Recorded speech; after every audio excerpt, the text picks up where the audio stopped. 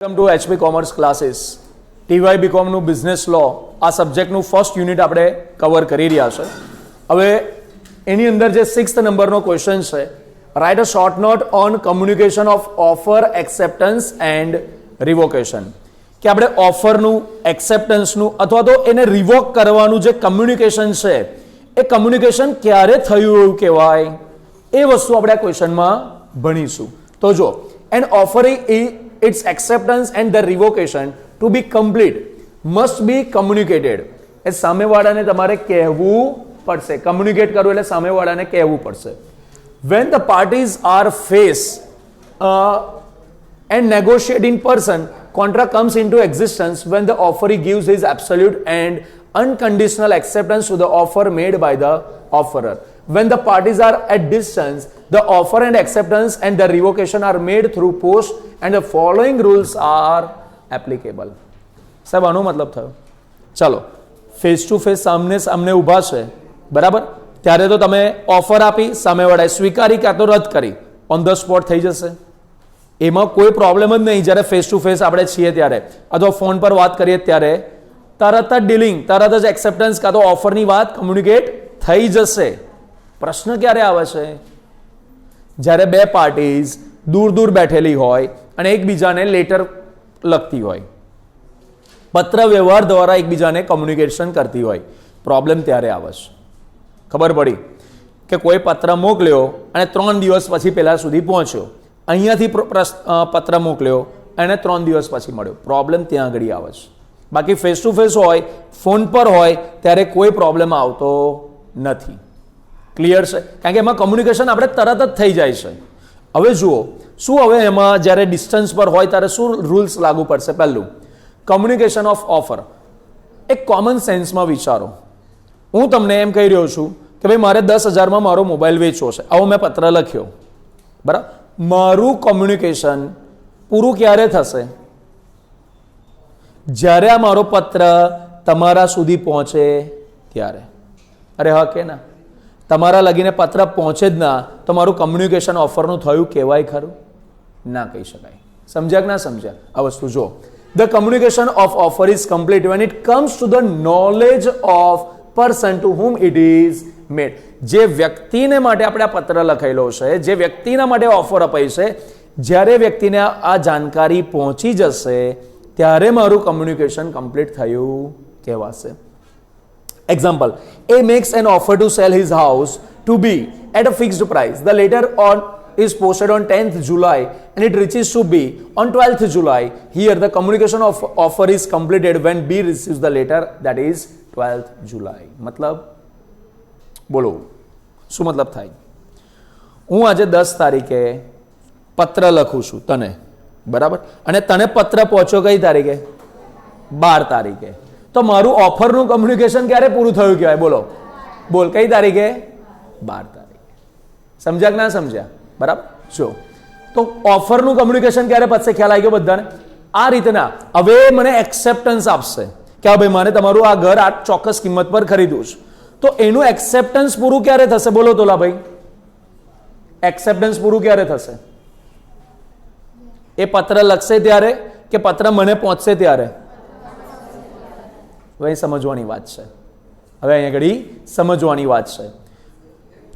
Acceptance એ મને આપે છે, બરાબર? એના માટે એક્સેપ્ટન્સ ક્યારે થયું ગણાશે? એના માટે કમ્યુનિકેશન ક્યારે પૂરું થશે? જ્યારે એનો પત્ર મારા સુધી પહોંચી જશે ત્યારે. પણ મારા માટે એક્સેપ્ટન્સ ક્યારે ગણાશે? જે તારીખે એને પત્ર પોસ્ટ કર્યો એ જ દિવસથી. એ જ દિવસથી મારે માની લેવાનું કે એને મારું ઓફરનું એક્સેપ્ટન્સ કરી લીધું છે. મારા માટે એને જે તારીખે પોસ્ટ કરી એ તારીખ, અને એના માટે કમ્યુનિકેશન ક્યારે કમ્પ્લીટ થશે? જ્યારે એનો પત્ર મારા સુધી પહોંચશે ત્યારે. આ વસ્તુ છે. ક્લિયર બધાને? તો જો, the communication of acceptance is complete as against the proposer when it is put in the process of transmission. ને જે તારીખે પત્ર ટ્રાન્સમિશનમાં મોકલ્યો, મતલબ પોસ્ટ કર્યો, એ દિવસે મારા માટે, કારણ કે હું પ્રપોઝર હતો ને, હું પ્રપોઝલ આપ્યું હતું કે ભાઈ તારે મારું ઘર ખરીદવું છે, તો મારા માટે એક્સેપ્ટન્સનું કમ્યુનિકેશન ક્યારે કમ્પ્લીટ થઈ જશે? જે તારીખે એને મને પત્ર લખીને પોસ્ટ કર્યો તે તારીખે. બીજી વસ્તુ, the communication of acceptance is complete against the acceptor. એ કોણ છે? હું ઓફરર છું અને એ એક્સેપ્ટર છે. Acceptor when it comes to the knowledge of the proposer. એના માટે કમ્યુનિકેશન ક્યારે પૂરું થશે? જ્યારે એનો પત્ર મારા સુધી પહોંચી જશે ત્યારે. ખબર પડી કે ના પડી આ વસ્તુ? જો example, B accepts A's proposal by letter. The letter is posted on 15th July and it reaches to A on 17th July. Here, communication of acceptance is complete against A when the letter is posted, that is on 15th July, and as against B when letter is reaches to A, that is 17th July. ખબર પડી? એને મારા ઓફરનું acceptance 15મી તારીખે પત્ર લખીને post કરી દીધો અને પત્ર મને મળ્યો 17મીએ. મારા માટે ઓફરર માટે એક્સેપ્ટન્સ ક્યારે થઈ ગયું ગણાય? 15મી તારીખે. અને એક્સેપ્ટર માટે કોમ્યુનિકેશન ક્યારે કમ્પ્લીટ થયું કહેવાય? 17મી તારીખે. Understood everyone? આગળ નેક્સ્ટ, કમ્યુનિકેશન ઓફ રિવોકેશન. રિવોકેશન એટલે ઓફર કાં તો એક્સેપ્ટન્સ પાછું ખેંચવું હોય તો શું તમે ખેંચી શકો? એને કેન્સલ કરવું હોય તો કરી શકો? હા, કરી શકાય. પણ એ કયા સમય સુધીમાં કરી શકાય? Let's see that. Revocation means withdrawal or taking back. It may be revocation of offer or acceptance. તમે રિવોકેશન ક્યારે કરી શકો? તો એ જ વસ્તુ આપણે અહીંયા રિવોકેશન તમે કોનું કરી શકો? ઓફરનું પણ થઈ શકે, એક્સેપ્ટન્સનું પણ થઈ શકે. The communication of revocation is complete as against the person who makes it when it is put in the process of transmission. જ્યારે તમે ટ્રાન્સમિશનમાં મૂકો, મતલબ એકવાર તમે કોમ્યુનિકેશન કર્યું ઓફરનું કાં તો એક્સેપ્ટન્સનું, એના પછી સામેવાળા સુધી વાત પહોંચે એની પહેલા તમે રિવોકેશન કરી શકો. સાહેબ સમજણ ના પડી? ના પડી સમજણ? ના પડી ને? મેં ઓફર કઈ તારીખે મૂકી હતી? 10 તારીખે. એના સુધી પત્ર ક્યારે પહોંચ્યો હતો? બોલો, 12 તારીખે. તો મારે એક્સેપ્ટ આ મારું ઓફરને રિવોક કઈ તારીખ સુધીમાં કરી શકાય? 12 તારીખ પહેલા સુધીમાં. પડી ખબર ના પડી?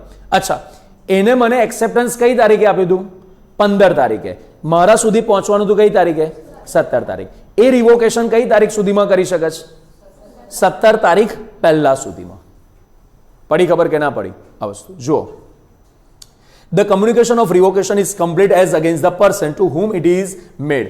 જે વ્યક્તિના માટે તમે રિવોકેશન મૂક્યું છે, જ્યારે એ લેટર સામેવાળાને પહોંચી ગયો એટલે પછી તમે શું કરી શકો છો? એ માની લેવાનું કે રિવોકેશનનું કમ્યુનિકેશન પૂરું થયું. when it comes to the knowledge to his knowledge, example, B communicates his revocation to A by letter. B posts letter on 20th July and it reaches to A on 23rd July. Here, communication of revocation is complete against B on 20th July and as against A on 23rd July. સાહેબ આ ખબર ના પડી? આ બી છે, એને રિવોકેશન મોકલ્યું કે ભાઈ હું આ રિવોક કરી રહ્યો છું. એ ઓફર પણ હોઈ શકે, એક્સેપ્ટન્સ પણ હોઈ શકે. સમજવાની વાત છે. 20 તારીખે એને મને પત્ર મોકલ્યો. એ પત્ર મને મળ્યો 23 તારીખે. તો એના માટે રિવોકેશન કઈ તારીખે થઈ ગયું કહેવાય? 20 તારીખે. મારા માટે કઈ તારીખે કહેવાશે? 23 તારીખે. કારણ કે મને 23 તારીખે મળશે. સમજ્યા કે ના સમજ્યા આ વસ્તુ? ચલો, time for revocation of offer. Revocation of offer તમે ક્યાં સુધી કરી શકો છો? ઓફરને કેટલા સમય સુધીમાં તમે રિવોક કરી શકો છો? An offer may be revoked at any time before the communication of its acceptance is complete as against the proposer. ઓફરનું રિવોકેશન તમે કઈ તારીખ સુધીમાં કરી શકો છો? બધાનું ધ્યાન આમ બાજુ. આગલા જ ઉદાહરણને હું કન્ટિન્યુ કરું છું. 10 તારીખે મેં પત્ર મોકલ્યો હતો, 12 તારીખે એને સુધી પહોંચ્યો હતો. એને એક્સેપ્ટન્સનું મને પત્ર મોકલ્યો 15મી તારીખે. એક્સેપ્ટન્સનો પત્ર મને કઈ તારીખે મોકલ્યો? 15. એ પત્ર મને મળવાનો છે 17મીએ, પણ મારા માટે એક્સેપ્ટન્સ કઈ તારીખે કહેવાશે? જ્યારે પત્ર એને ટ્રાન્સમિશનમાં મોકલ્યો એટલે કે 15મી તારીખે જ મારા માટે એક્સેપ્ટન્સ ગણાશે. તો જો મારે ઓફરનું રિવોકેશન કરવું હોય તો કઈ તારીખ સુધીમાં કરી શકું છું? 15 તારીખ પહેલા સુધી. કારણ કે એ 15મી તારીખે એક્સેપ્ટન્સ આલ દેશે, પછી મારાથી ઓફરને રિવોક કરી શકાય નહીં. પછી મારે ઓફરને માન્ય રાખવી જ પડે. પડી ખબર કે ના પડી? પણ સાહેબ તમને તો પત્ર 17મી તારીખે મળશે. 17 એને લખી તો 15મી તારીખે એક્સેપ્ટ તો કરી લીધું ને, હા કે ના? એટલે પછી મારે એને જે એક્સેપ્ટન્સ એને માન્ય રાખવું પડશે. આગળ example, A makes an offer to B. A can revoke his offer at any time before B post his letter of acceptance. એ એના એક્સેપ્ટન્સનો લેટર મોકલે એની પહેલા ગમે ત્યાં સુધીમાં એની પહેલાના ગમે તે દિવસે હું એને ઓફરને રિવોક કરી શકું છું. બોલો સમજ્યા કે ના સમજ્યા? કોઈ કન્ફ્યુઝન છે આ બાબતમાં? પાક્કી વાત? આગળ. આ જ રીતના time for revocation of acceptance. તમે એક્સેપ્ટન્સને એ વ્યક્તિ મને એક્સેપ્ટન્સ આપી રહી છે, એ એક્સેપ્ટન્સને ક્યાં સુધી રિવોક કરી શકે? તો C that an acceptance may be revoked at any time before the communication of acceptance is complete as against the acceptor but not afterwards. acceptor માટે એ acceptor હતી ને, લઈ ધ્યાન આપજો ભાઈ, અહીં ધ્યાન આપજો, આ બહુ ઇન્ટરેસ્ટિંગ પોઈન્ટ છે. એ acceptor માટે કમ્યુનિકેશન ક્યારે કમ્પ્લીટ થશે? 17મી તારીખે. એને પત્ર મોકલ્યો 15 તારીખે, મને મળશે 17મીએ. તો 17મી તારીખ પહેલા ગમે તે દિવસ સુધીમાં, ગમે તે દિવસ એટલે 16મી તારીખ વચ્ચે આવે છે ને, એ 16મી તારીખે જો એક્સેપ્ટન્સનું રિવોક કરી દેશે તો એક્સેપ્ટન્સનું રિવોકેશન કન્સિડર થશે. પડી ખબર કે ના પડી આ વસ્તુ? Next, but not afterward. Example, B sends his acceptance to A by letter. Here B can revoke his acceptance at any time before his letter of acceptance reaches to A.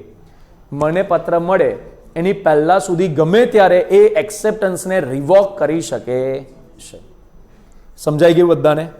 આ એક ઇન્ટરેસ્ટિંગ ક્વેશ્ચન હતો, થોડો technical question હતો. આશા રાખું છું સાથે ડેટ્સની જે આપણે વાત કરી છે એનાથી તમને આ ક્વેશ્ચન ઇઝી થયો હશે. નેક્સ્ટ ક્વેશ્ચન છે, write a short note on reciprocal promise. Reciprocal promise એટલે શું? આમને સામને એકબીજાને પ્રોમિસ આપવાની. હું તારા માટે આ કામ કરીશ અથવા આ કામ નહીં કરું, એવી રીતના તમે મને પ્રોમિસ આપો તો હું તમારા માટે આ કામ કરીશ કાં તો નહીં કરું. મતલબ સાહેબ, ઉદાહરણ સમજો. હું તમને 10,000 રૂપિયામાં મોબાઈલ આપીશ તો તમે શું કહેશો? હા, તો અમે પણ તમને 10,000 રૂપિયા આપીશું. તો એકબીજા માટે કંઈક કામ કરવાની તમે પ્રોમિસ આપી રહ્યા છે કે નહીં? આમને સામને પ્રોમિસ આપી. This is called reciprocal promise. Understood everyone? જો, according to section 2 subsection F, reciprocal promises means the promise which form the consideration or part of consideration for each other. જે બંને માટે એકબીજા માટે શું ક્રિએટ કરે?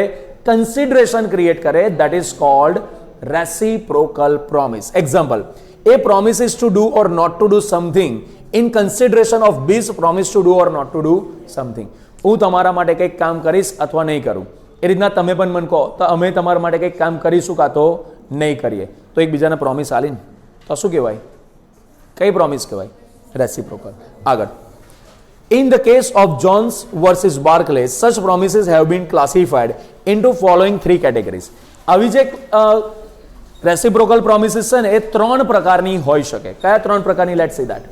પહેલું છે મ્યુચ્યુઅલ એન્ડ ઇન્ડિપેન્ડન્ટ. મ્યુચ્યુઅલ એટલે પરસ્પર અને ઇન્ડિપેન્ડન્ટ એટલે સ્વતંત્ર. પ્રોમિસીસ એકબીજાના લગતી વળગતી હોય અને એકબીજાની પ્રોમિસથી સ્વતંત્ર હોય. તો જુઓ, where each party must perform his promise independently irrespective of the fact whether the other party has performed or willing to perform his promise or not.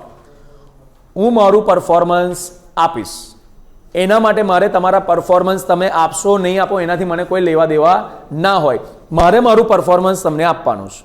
આવું જ્યાં હોય ને એને શું કહીશું આપણે? Independent promise.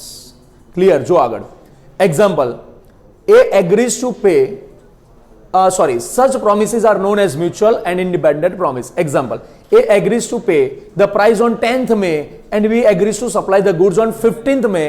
These promises are mutual and independent. જો guys, એ ધ્યાનથી સમજો. હું એમ કહી રહ્યો છું કે હું તમને 15મી તારીખે ગુડ્સ મોકલાઈશ. તમે કહી રહ્યા સાહેબ અમને તમને 10 તારીખે પૈસા આપી દઈશું.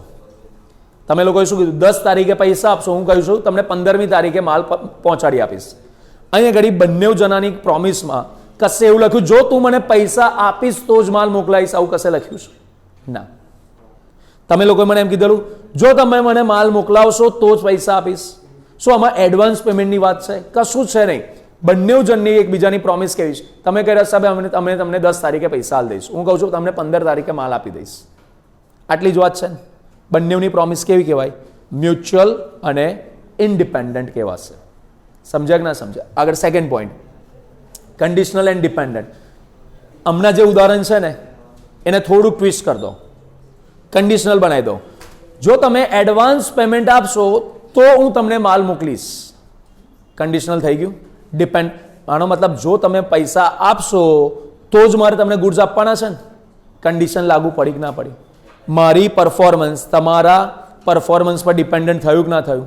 અથવા તમે આનાથી ઊંધું પણ હોઈ શકે, જો હું તમને ગુડ્સ આપું તો તમે મને પૈસા આપજો, આવું પણ હોઈ શકે.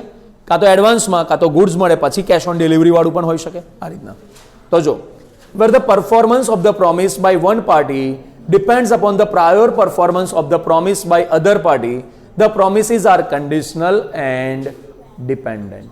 સમજ્યા કે ના સમજ્યા? Example, A promises to supply goods to B if B pays its price in advance. These promises are conditional and independent. આ promises કેવી હશે? Conditional અને independent. Here, A need not supply goods if B fails to pay the price in advance.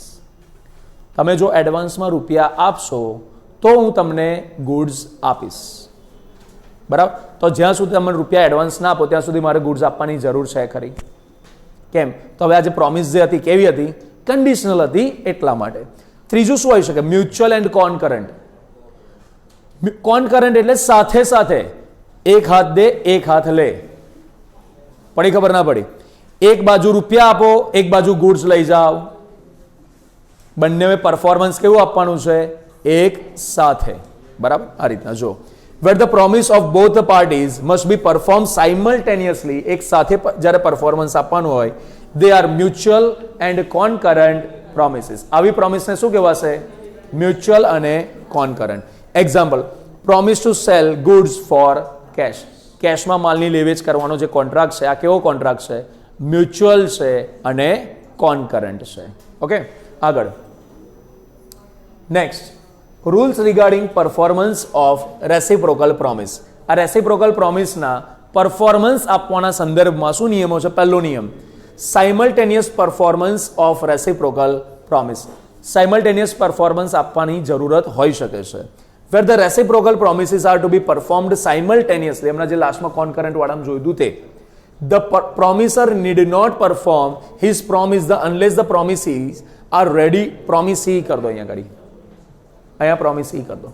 promisee are ready and willing to perform his promise. Example, A promises to sell goods to B on payment to cash. In this case, A need not to deliver goods unless B is ready and willing to pay its price against delivery. મને એક વાત કહો, Amazon પર માલ આપણે cash on ડિલિવરીમાં મંગાયો, બરાબર? તમે જ્યાં સુધી કેશમાં રૂપિયા નહીં આપો ત્યાં સુધી પેલો ડિલિવરી વાળો માણસ તમને ગુડ્સ આપશે ખરો? તમે પેમેન્ટ કરવાની ઈચ્છા ના રાખો પેલો માણસ તમને ગુડ્સ આપશે ખરો? નહીં આપે. તો અહીં આગળ રેસિપ્રોકલ પ્રોમિસમાં શું હોય? સાયમલ્ટેનિયસ જો પરફોર્મન્સ આપવાનું હોય તો સામેવાળી વ્યક્તિ જ્યાં સુધી પોતાનું પરફોર્મન્સ આપવા તૈયાર ના હોય કે ઈચ્છા ના હોય ત્યાં સુધી આપણે આપણું પરફોર્મન્સ આપવાની જરૂરત છે નહીં. Second point, order of performance of reciprocal promise.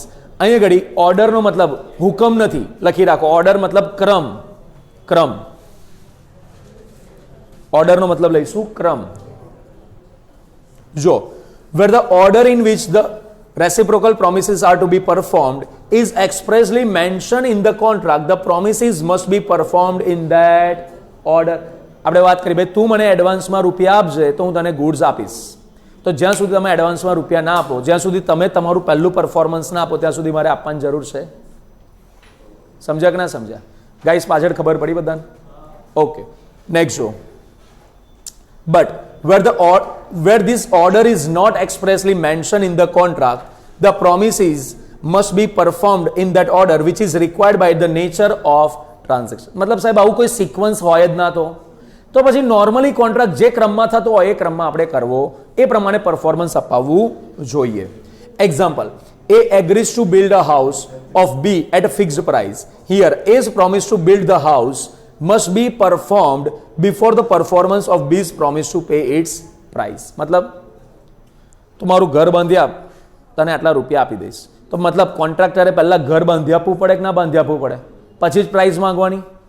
અરે હા કે ના? તો ઘર બાંધવા માટે પહેલા કોન્ટ્રાક્ટરે ઘર બાંધીને આપવું પડશે. આ એને પ્રોમિસ કરેલું છે. ખબર પડી? હવે અહીંયા આગળ જો સિક્વન્સ હોય, અચ્છા ઘણીવાર કોન્ટ્રાક્ટર આવી પણ સિક્વન્સ નક્કી કરે. જો હું ભાઈ તારો બેઝ લેવલ બાંધી આપીશ, પાયો નંખાઈ જાય એટલે તારે 10% પેમેન્ટ કરી દેવાનું, દિવાલો ચણાઈ જાય એટલે બીજું 10% પેમેન્ટ કરવાનું, સ્લેબ ભરાઈ જાય એટલે 25% પેમેન્ટ કરવાનું. આવું હોય કે ના હોઈ શકે? પ્લાસ્ટર મરાઈ જાય એટલે તારે બીજું 25%, કલર વલર વાગી જાય એટલે બીજું 25%. ઇન શોર્ટ આવું એક રેશિયો હોઈ શકે છે. તો જે પ્રમાણે પરફોર્મન્સ થાય એ પ્રમાણે પેલા સામેવાળી પાર્ટીએ પણ પરફોર્મન્સ આપવું પડે કે ના આપવું પડે? તો આ ક્રમ નિશ્ચિત હોય તો એ નિશ્ચિત ક્રમમાં તમારે પરફોર્મન્સ આપવું પડે. Next, third point, effect of one party preventing another from performing promise. When a contract contains reciprocal promise, it is possible that one party may prevent the other from performing his promise. In such case, the contract becomes voidable at the option of the party which is so prevented. મતલબ ઘણીવાર આવું બી બને કે contract તો કરી લીધો પણ એક પાર્ટી બીજા પાર્ટીને એનું પરફોર્મન્સ આપવાનું અટકાવે, બીજા પાર્ટીને પરફોર્મન્સ આપવા દે નહીં. તો આવી પણ પરિસ્થિતિ બની શકે ને. સમજાવું કેવી રીતના જુઓ. The contract becomes voidable at the option of the party which is so prevented. Further, this party can recover compensation from the other party to recover any loss arising from non-performance of contract. એક interesting ઉદાહરણ છે, પહેલા આ જોઈ લો ઉદાહરણ, પછી તમને બીજું કહું. B agrees to perform certain work for A for ₹10,000. B is ready and willing to perform the work accordingly, but he is prevented by A from performing this work. This contract is voidable at the option of B. Further, B is, if suffers any loss, he can recover the compensation from A. ઉદાહરણ સમજો. આમાં થોડીક ખબર પડી હશે, ડિટેલમાં હું તમને આપું ઉદાહરણ. હું આની સાથે કોન્ટ્રાક્ટ કરું, ભાઈ તું છે ને મારું ઘર આખું કલર કરવાનું, આપણો ક્લાસ આખો કલર કરવાનો છે, બરાબર? ક્લાસ એની સાથે કોન્ટ્રાક્ટ આપણે વાતચીત થઈ ગઈ કે ભાઈ આખો ક્લાસને કલર કરવાનું કામ થાય કે ભાઈ 50,000માં તું કમ્પ્લીટ કરી આપશે, બરાબર? ફોર એક્ઝામ્પલ આપણે 50,000માં કોન્ટ્રાક્ટ કર્યો અને કીધું જો એક્ઝેક્ટલી કાલે રવિવાર છે, બરાબર, કાલે તું બીજું કોઈ કામ ના લઈશ, મારો ક્લાસ કાલે એક જ દિવસમાં તું મને કમ્પ્લીટ કરી આપ. હવે એ મારા માટે જાય છે, કલર વલર બધું લઈને આવે છે, મારા લીધે બીજી કોઈ જગ્યાનું કામ નથી લઈ રહ્યું, બરાબર, અને મારું કામ કરવા માટે આવે છે. હવે થયું શું? હું ક્લાસને તારું મારીને હું કશે ફરવા નીકળી ગયો. આનો દિવસ બગાડ્યો કે ના બગાડ્યો? અરે હા કે ના? મેં એને એનું પરફોર્મન્સ આપતા અટકાયો કે ના અટકાયો? આવું જ્યારે પરિસ્થિતિ નિર્માણ થાય તો શું થશે? એને જો લોસ થશે, એને આખા દિવસનું જે લોસ જશે એ લોસ મારી પાસેથી રિકવર કરી શકે છે. સમજ્યા કે ના સમજ્યા? અચ્છા, એવું સમજો કે હું એને એમ કહું ચાલ હવે મારે કલર નહીં કરાવડાવો, તો હું પેલું મટીરિયલ લાવ્યો તેનું શું? આવું મને પૂછે કે ના પૂછે? તો મટીરિયલનો જે નુકસાન જશે એ પણ મારી પાસે રિકવર કરી શકશે. આ ખ્યાલ આવી ગયો હવે મુદ્દામાં? ઓકે. એન્ડ લાસ્ટ પોઈન્ટ શું આપે છે? Effect of default as to promise to be performed first. In case of conditional and dependent promise, one party has to perform the promise only after the performance of the promise by other party. Now, if in this case, if the other party fails to perform this promise, he cannot claim the performance of the reciprocal promise from the first party. Further, in this case, if the first party suffers any loss, the other party must pay compensation to the first party. Example, A promised to sell goods to B against advance payment of price. Now, if B fails to make payment in advance, he cannot claim delivery of goods from A. આપણા લોકો વચ્ચે એવો contract થયો, ભાઈ તમારે મને પહેલાં advance payment આપવાનું, પછી હું તમને ગુડ્સ ડિલિવર કરીશ. તમે મને એડવાન્સમાં રૂપિયા આપ્યા નહીં, તમે પછી કાલે ઉઠીને મને એમ કહો એટલે પેલા ગુડ્સનું શું થયું? તો હું કહીશ પેલા પેમેન્ટનું શું થયું? સમજ્યા કે ના સમજ્યા? એડવાન્સ પેમેન્ટનું થયું, એવું કહીશ કે નહીં કહું? તો આવો જો કન્ડિશનલ કોન્ટ્રાક્ટ હોય તો જો તમારે પહેલાં પરફોર્મન્સ આપવાનું હોય, પછી તમે પરફોર્મન્સ ના આપો તો તમે મારી પાસેથી પરફોર્મન્સ એક્સપેક્ટ કરી શકતા નથી. ઉદાહરણ ખબર પડી ગઈ? Concept clear? તો આ શું હતો? Reciprocal promises. આશા રાખું છું બધાને આ ક્વેશ્ચનમાં સરસ મજાની ખબર પડી ગઈ હશે. જો તમને આ વિડીયોઝ પસંદ આવતા હોય તો લાઈક, શેર અને કમેન્ટ કરજો, અને આવા જ ભવિષ્યમાં વધારાના જાણકારી ભર્યા વિડીયોઝ જોવા માટે ચેનલને સબસ્ક્રાઇબ કરજો. ધન્યવાદ.